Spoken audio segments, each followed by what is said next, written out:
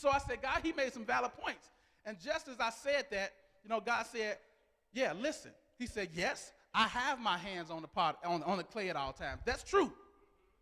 He says, and yes, I am the perfect potter. What he said next was what blew me. He said, but the clay ain't perfect. The clay ain't perfect. So yeah, while I'm perfect and I'm working on it, the clay ain't perfect. And at some point while I'm making this vessel, at some point while I'm making this pot for my spirit to dwell in, at some particular point, the clay rejected the mold that I was trying to make it into.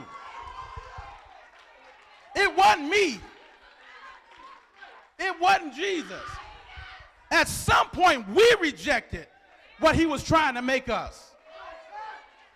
Huh? At some point. So how many times, listen, has God called us an intercessor and we said, nope, that ain't me? How many times have God called us preacher and we said, nope, that ain't me? How many times have God called us a prophetess, an evangelist, a teacher, and we said, nope, that ain't me? How many times have God called us an overseer, an apostle, a bishop, and we said, that ain't me? Ask the apostle. So at some point we rejected this thing. God was making us, God was molding us into this divine vessel to be used for his service. And we said, God, that ain't me. Because we wanted to do our own thing. We wanted to do our own thing.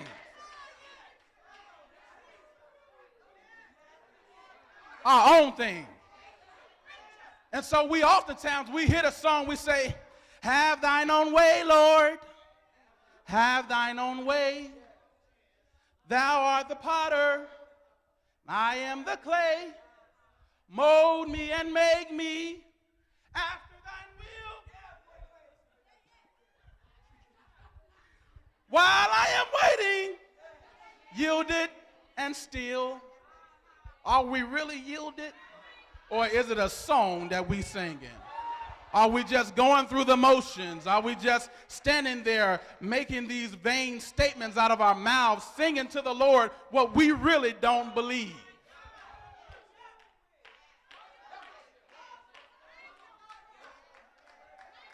Yeah, at some point we rejected it. It wasn't the clay, it wasn't the potter, it wasn't the potter, it wasn't the potter. Turn to your neighbor and say, it wasn't the potter. It was not the potter.